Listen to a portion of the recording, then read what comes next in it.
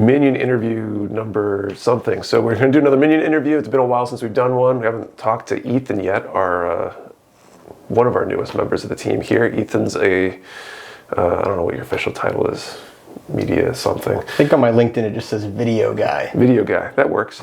Video guy works. So Ethan does a lot of our filming here. He's been doing a lot of our editing, a lot of our content. You've probably seen him show up in a lot of content as he's been kind of helping us branch out with a lot of the creativity and just adding more to our content portfolio, so to speak. So I figured it was a good time to talk to him, and so I guess welcome. Thank you for having me.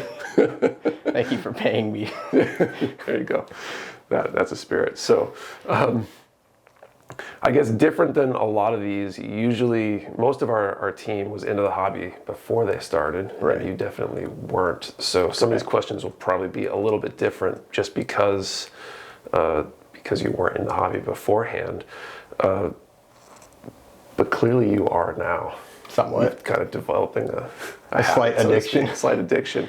So what I get, do you know or can you articulate what you think created that spark? Well, I mean, it just started out as me just doing the simple videos, but I think the part that I really like is actually the after building. Yeah. Or at least the thought of doing stuff after building. Sure. Because like snapping it together, clearing nubs, whatever, that's fun. But I like the idea of customization and maybe doing some more like dioramas, things like that. Okay. Haven't gotten around to actually doing that because it turns out that takes time and money and all those things. Yeah. But I like the idea of doing them. Sure. And I always did like arts and stuff before I did Gundam, so. Cool. And so with that, what you've built so far, what you've played with so far, what's been your favorite, I guess what's your favorite kit so far? I'd probably be the Aerial, honestly. Aerial? At least from just the build itself aspect, I feel like it was the funnest. Sure. And this is the only one that I haven't filmed putting together, I believe. Okay. I have a backlog, actually, of like 8 kits now. I don't know how it happens so quickly, but it happens. But I'm really looking forward to building that RX-78-3 and the Dom, the 2 kits in one. That was probably the one I'm looking forward to most. But the Aerial was a lot of fun to build, and I really want to try panel lining on it next. Sure. When I get the time. Cool. But it's just a fact of getting that time. Yeah, time is hard. I'm looking forward to building that one too. That'll probably be coming up soon for me, hopefully. Cool. What have you built so far? Like what grades? I know you've definitely built high grades. We see high grades so I've entry grades done and stuff. Entry grade, high grade. I've started a master grade of the high Zac. I think it's a high Zac. Yeah. I've started doing I think it's a no grade or full grade. I can't remember which one it is. It's like really old, has like 14 pieces to it. Got it for like $7 online. Yeah. But I haven't dabbled with like real grades or perfect grades, obviously. Yeah, perfect grades it's a jump. Yeah. It's definitely a jump. Cool. And I don't know, have you watched any of the Gundam series yet? I've watched the first episode of like 6 of them. And it's like, I find the mechs cool. Yeah. But it's the shows themselves that I just can't get into. And I bet it's something where like, if I sat down and watched 4 or 5 episodes of one of them. A little more. Yeah, I'd get into it. But I've watched like the 8th MS team. I watched the first 2 episodes. I watched the first 2 episodes of IBO last night, and that was pretty good. Okay. I've tried watching, is it Hathaway on Netflix? Yeah. I got like 20 minutes into it, and then I was just like, eh. Because my problem is like, I just throw it on in the background, and then I don't pay attention, and then an hour later I try to pay attention, and then I don't know what's going on. Yeah, that makes sense.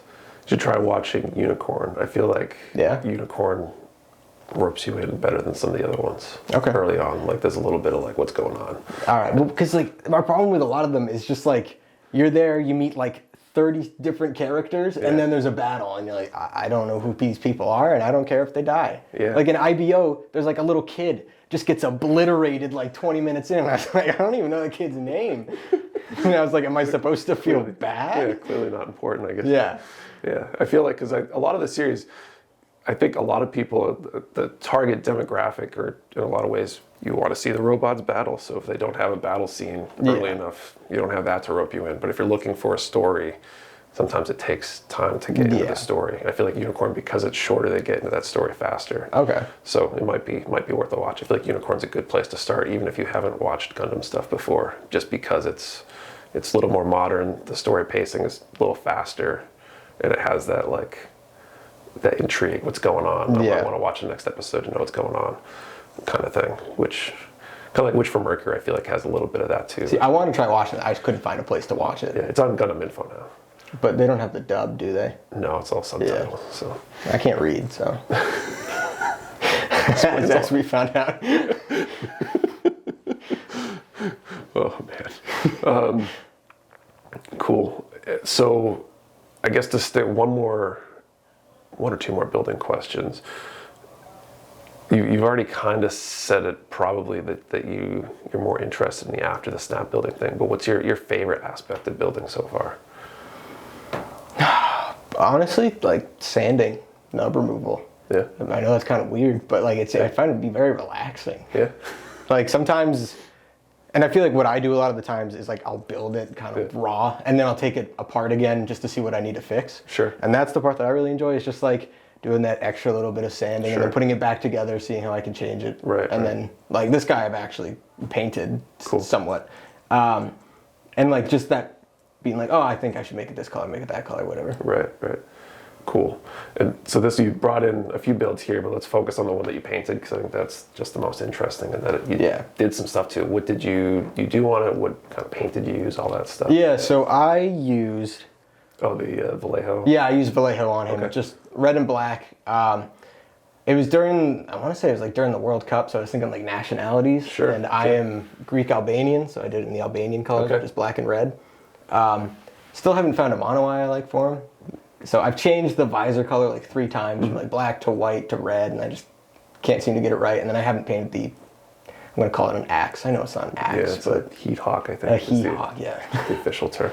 But I haven't painted that yet, just because I have airbrushes on the way, supposedly. Getting them from a friend for like 2 months. So once those come in, I'm probably going to do a lot more painting, just because I feel like that makes it so much easier. Yeah, that was all hand painted. Pretty clean for hand painted. Thank you. So what did you do for hand painting? Hand painting just seems to elude me whenever I try. I feel like it's either globby or it's too thin, and I got to paint like a million coats. Paint a million coats. Yeah. Yeah, it's if you don't, then it's just going to get globby, and there are even parts like when I'm looking at it now, I'm like, oh, dude, there's like, you can see where I painted because I just did too thick, but I just use really nice brushes, honestly. I already had them lying around because I already painted, but... How many coats did it take to get... It depends like what you're painting over, really. Right. So I tried to prime the best that I could, at least for the red especially. Okay. A lot of the black was just going over black, so just making it darker, so that wasn't a problem. But with the red, it was just like at least 4 coats. Okay. I would say, just to get it like... But even you can see on like the skirt here, that like you can see right through it just because it's going over the dark red. It's just trying to get it lighter as like impossible. But yeah. I tried to do it's like a rubbery skirt, but they're not supposed to take paint very well. Yeah, no, they don't. But I wanted to, but it wasn't working. So, but I also need to get stands, but that's a later thing. I feel. Yeah, you can always add stands back after the fact. Cool. And then so let's transition from the kit and Gundam questions. What's your favorite thing about working here? One is I get to do what I like. Yeah. That's the first time I've had a job where I actually get to do that and get paid. Yeah. And 2 is just combo. Yeah. Unpaid internships. Not great. Yeah.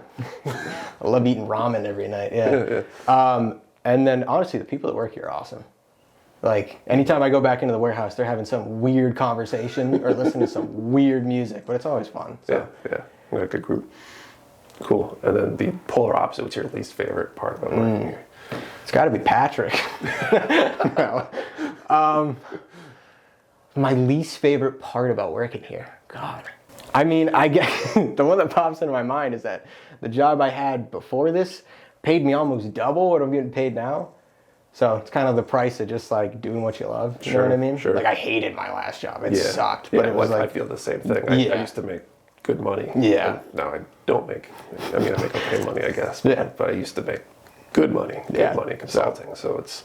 But I mean, like I was supposed to go and do that after this, but I was like, I just don't want to. Like once you have a job that like you go to and you don't like wake up in the morning and just dread going in. It's so hard to go back to like I feel that schedule. I lived years of that. Yeah. Just like you just like angry. You just like, I don't want to do this anymore. It's just I did that for, man, I graduated in 2020. Well, graduated in 2020. Right. Good old COVID.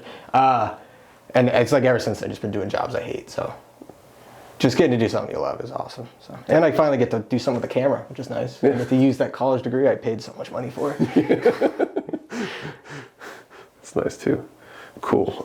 Do you have anything else you want to say before we wrap things up? You didn't ask me what my favorite suit is. Oh. Yeah, I did research. A stray red frame. Astray red frame. If I could do any kit for like, just regardless of money and everything, I would do like a PG, a frame, Okay. Astray, whatever it's called. I forget what it's called. A stray red frame. Yeah. I think that thing looks sick. Cool. Honestly, but I think we're that's it. supposed to get those at some point this year. So. Yeah, I will not be buying it. Cool. Well, thank you guys for watching. And as usual, if you have any questions, if we ever do a follow-up interview, leave them down in the comments and we'll try to use them next time. Thank you for watching. See you next time.